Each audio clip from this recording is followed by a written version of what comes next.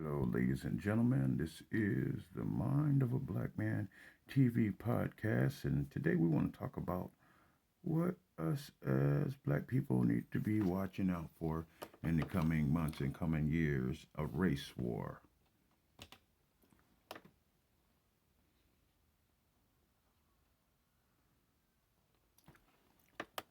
But it's actually something serious that we need to really get our focus on. So, the presidential campaign of 2020 ended in a race war between the Democrats and Republican parties focused on America's history of white supremacy, the demand for racial justice, and fear of who will now lead the country at such a moment. This was a war of choice for Donald Trump and the Republican Party, and they lost.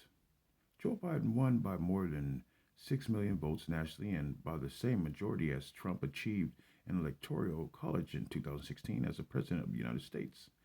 Biden will have an outsized role in defining Trump's corrupt and racist presidency and the issues the country must address.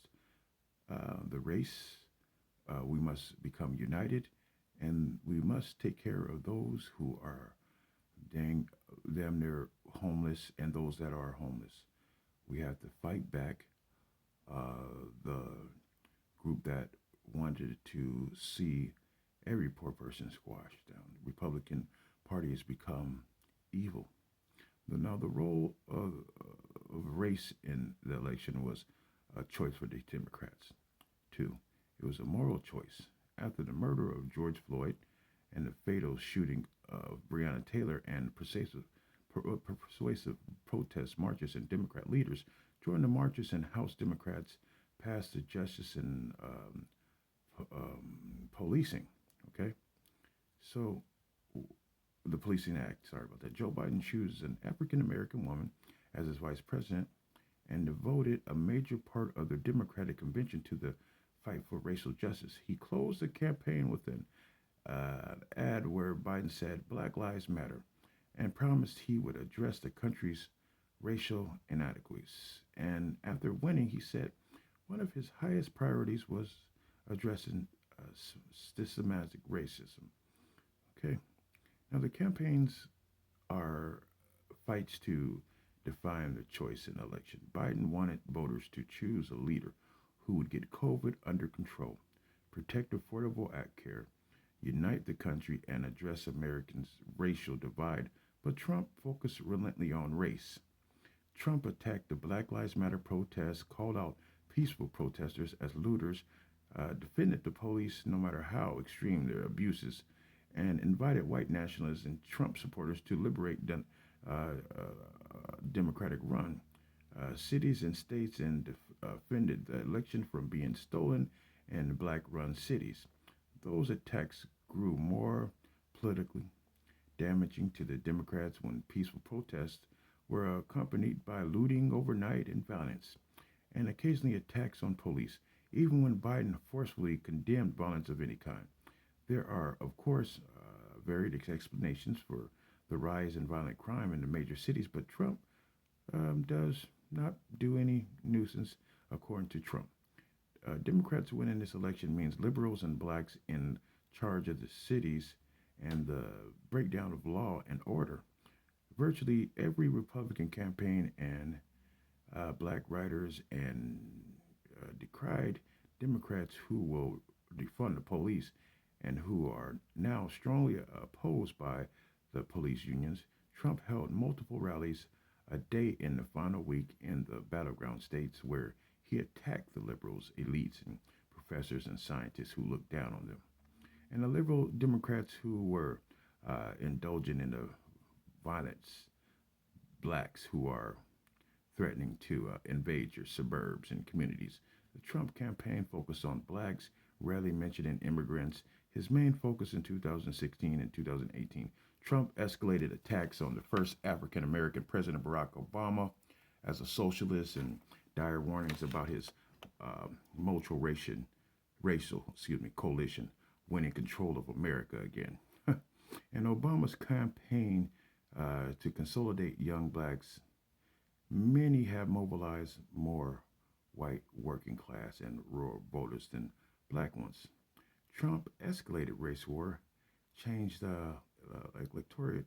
I watched the midterms and the long lines and the early votes and expected every group would dramatically raise their vote come November 3rd. I thought pro-Trump and anti-Trump voters would contribute about equality to the biggest turnout election since Williams Jennings Bryan's.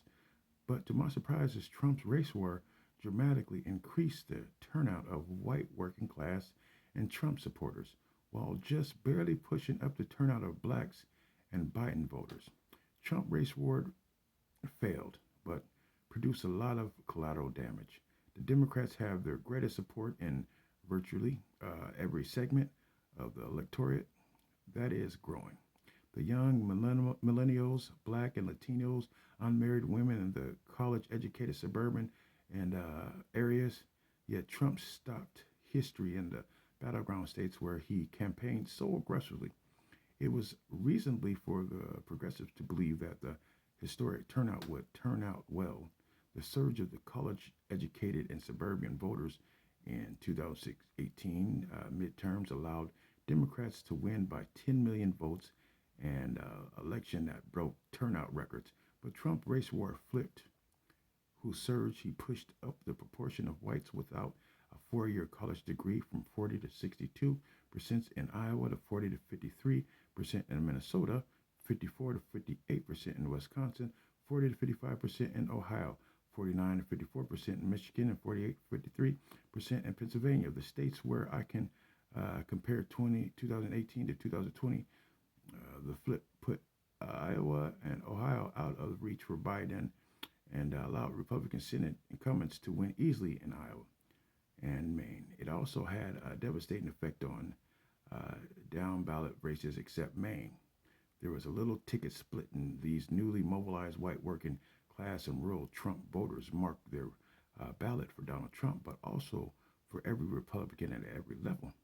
Trump's race Latin campaign in the battleground states must have flipped a switch in the heads of the seniors who stopped focusing on the death tolls of with COVID and began focus on the fears Trump raised that produced the biggest change from pre-election polling in the Edison exit polls. Biden lost seniors in Florida, Pennsylvania, Wisconsin, Nevada by over 5 points.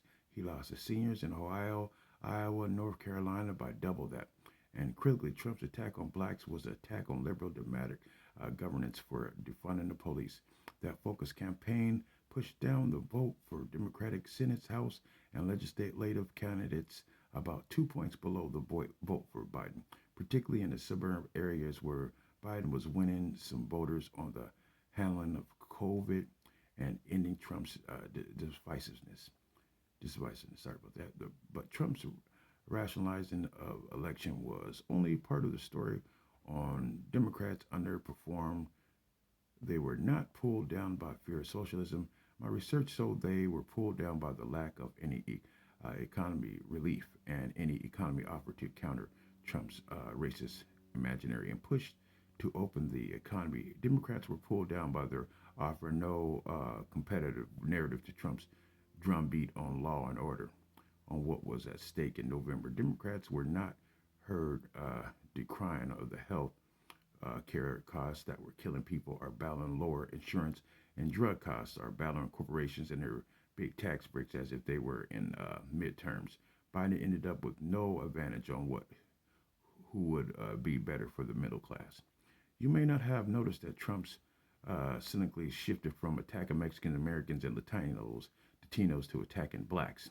He actively courted Latinos, especially in Florida, and it worked. Fear of immigrants was far and away the top reasons to vote for Trump in 2016 and 2018, but only 1 in 5 2020 said they voted for Trump because of the border wall and began tough on immigration. That gave many Latinos a space to consider Trump because he was talking about their own experiences, wanted to open up the economy, or based on his macho style of opposition to Castro and Chavez that hurt the Democrats in Florida and Texas and made Nevada closer. And one has to ask, why did Trump's race war join passionately to the Democrats not pursued historic turnout in the black communities where Democrats' organization efforts could not have been stronger. Trump might have won 20% of black men, but that is unimportant compared to the blacks not increasing in their turnouts in Milwaukee, Detroit, Philadelphia, and Atlanta, and other cities where what went wrong. I wrote a year ago in RLP, GOP, that giving in to identity politics could mean progressive having to wait longer to capture the U.S. Senate. I did not foresee George Floyd and the reckoning with racial inequalities that Democrats were right to address, and I did not see a President Trump who was views those racial divisions as just a new way to mobilize the white working class. Democrats had to finish and win the race war Trump started, and it was the right thing to do. And America will be dramatically better for it. But my research showed black voters responded much more strongly to a message that promised broad political and economy changes as well as racial justice, as I observed. Every message I tested and conducted during the 2016 and 2018 campaigns found that the same kind of sophistication and clarity in the new America of African Americans and Hispanics, single women, millennials, and college women, it got more engaged and more determined to vote for Democrats. When they called out the corrupt political deals that put government to work for big corporations and big donors rather than calling out for the barriers in inclusion and promising ladders of opportunities, blacks and Latinos were the voters most frustrated and hurt by the political status quo that further enriches the top 1% and weakens the unions. Not disrupting the status quo where politics is rigged against working people means you have to live with minimum wage that keeps you in poverty and the government that cuts education spending and investigation and infrastructure. And it does nothing to make health care and prescription drugs affordable. In short, while Democrats champion Black Lives Matter as a racial issue, they fell short in addressing how much Black Americans wanted to shake up a rigged political system to do more for working people